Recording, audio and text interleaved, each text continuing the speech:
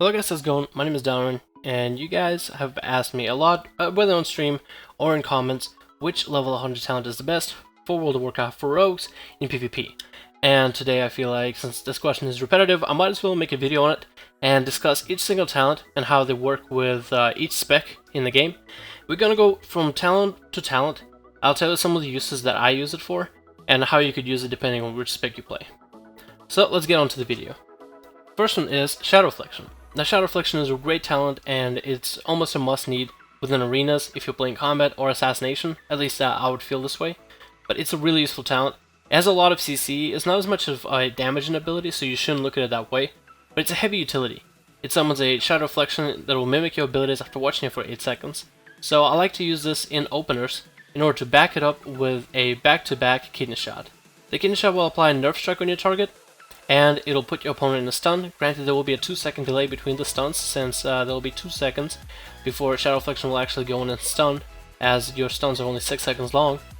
What I like to do with this talent is use it in the opener. I pop Shadow Reflection, Mark for Death, Kidney Shot, and it's a very useful way in order to, lock down an enemy, especially a healer, when you're starting to train them and you're ramping up your damage as combat. It also can be used as assassination in order to get your poisons up, get you, in Venom going, and start the damage rolling as soon as possible on your opponent in the opener. As subtlety, I wouldn't recommend you opening this way, because you're not getting the benefit of Find Weakness, and therefore you would have to spend an ambush or another road in order to get Find Weakness working. So I wouldn't use this for subtlety. For subtlety, it can be definitely used in order to CC up opponent. But the reason I like to use this ability in openers, and I feel like it's more effective in openers, that's where you can get the most cross CC on your enemy team. A lot of people that have a brain will know to kill Shadow Reflection, as it'll stop a lot of the utility out of it, whether it be slight extra increased damage to stuns and CC as well. Silences and stuns all together. And so I wouldn't really use it as subtlety, because as subtlety you can use it, like, I guess mid-game, but it's a way better ability in the opener, at least in my personal thoughts. So this is something I would use myself as combat and assassination, but not as much as subtlety, although I'm not saying you shouldn't use it. There's plenty of ways to use it, it's just I feel like it's not as effective when it comes to subtlety. Death from Above. It's a really great ability. I love using it in battlegrounds, and it has definitely utility within arenas. It provides a ton of damage, and as a combat rogue, once you get into deep insight and your opponent has no trinket, it creates for an eviscerating finisher, pun intended. So I feel like this ability is first of all great for all 3 specs. It benefits them all very greatly. It definitely enhances the finisher move of the eviscerate portion, or be it in Venom if you assassination. And there's a couple of different ways I can use it, and I can think of one right now. We all know about the one-shot macro, I guess the one-shot pony, one-trick one-shot pony for assassination. We all know about that and how that can be applied. So there's definitely, visible damage when it comes to assassination. I feel like I shouldn't even need to go off on it. But it also gives you an extended Envenom, so for 25 extra energy and 5 combo points, you get a lot more Envenom out of yourself. There's just more overall damage, as well as a major crit that you can pull off with Vendetta. For combat, I feel like it's a great ability, whether it be, I guess, at low, when you're not high enough on the insight, but it also can be great once you climb to the deep insight and you train a guy who has no trinket. The way you would combo this is you would get a full stun on red insight, killing spree, build up combo points, eviscerate whatever you have. Before the stun is off, you vanish, go road if it's a healer, and this way they won't be able to heal. And then you DFA with a 100% guaranteed crit with all the buffs available as DFA. It makes it almost impossible for druids to get out of your range. To heal up, since you have such chasing ability, it's a DFA. It'll chase your enemy to wherever they go. And it just makes it for a very awesome finisher. For subtlety, it's the ability just enhances your eviscerate. I like to use it in openers. I don't really like using it during Shadow Dance, although you can. During Shadow Dance, I like to go through my rotation of the ambushes and eviscerates, just because with the normal rotation how you would have for subtlety, with the eviscerates and ambushes, adding an ability that's 50 energy instead of 35, being normal eviscerate, a 50 energy would actually kind of throw you off, I feel like. So I like to use it in openers, and kind of separate my opener and my burst apart from each other, giving me almost like 2 different openers that I can go for. So I have a ability opener available every time I'm in stealth with DFA for as maximum damage as possible. And then there's my Shadow Dance with my normal burst rotation to it. So that's what I like, is just a separation of abilities.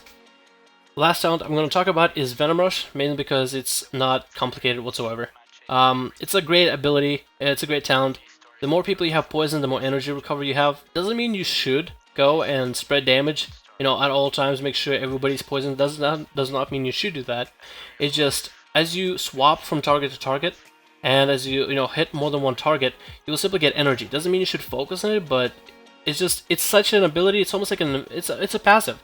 You don't have to change your playstyle, and you just are able to do better whatever you're doing right now. First of all, I feel like this ability is very beneficial with subtlety. I've enjoyed it. A lot of people have rolled with DFA for subtlety, but I feel like having a little bit extra energy to start with and a slightly better energy recap allows me a little bit more, I guess, flexibility within my burst and within my damage. Most of my burst, because there's no real sustained damage when it comes to subtlety, at least in my opinion. This is also great for assassination, since you're able to spread damage easily with 1 or 2 Phantom Knives, and having more energy for those dispatches once your enemies are low in health is definitely beneficial. I don't feel like it helps assassination as much. I don't feel it as well as I do on subtlety and combat. On combat, I definitely feel it, especially if you have Adrenaline Rush rolling, because if you have 3 targets poisoned and you have Adrenaline Rush, it feels like you have almost infinite energy. By the time you use Sinister Strike, look in your energy, I think you actually, it might even look like sometimes to me like I gained 10 energy. So it feels like I'm almost never low on energy. Plus, it's also great overall as an ability for sustained damage, swapping from target to target. If you're not really going to be always sitting on somebody, if you're always touching somebody. So that's probably the best way I would use the ability.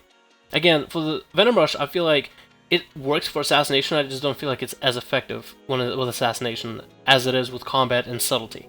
And I've definitely felt its effects with combat and subtlety in just how much it does, just from personally experiencing and playing the game. But you guys might get a different experience from it. All I can tell you is what I saw and what I can recommend for you.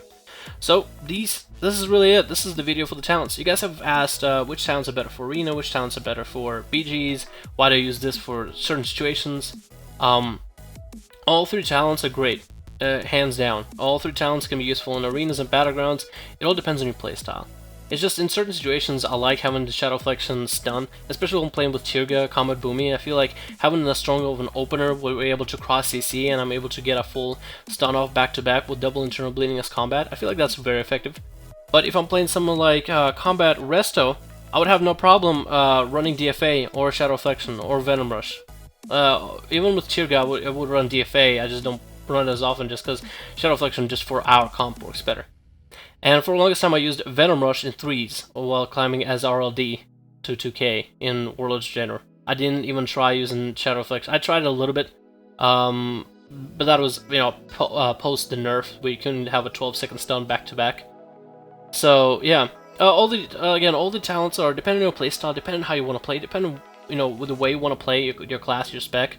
It's all should be up to you, and I feel like they're the most versatile talents I've ever seen in World of Warcraft. Like all the other ones just make sense. You would grab, like Night Stalker, you normally wouldn't grab unless you're going for a one-shot pony kind of deal, one-trick pony with assassination.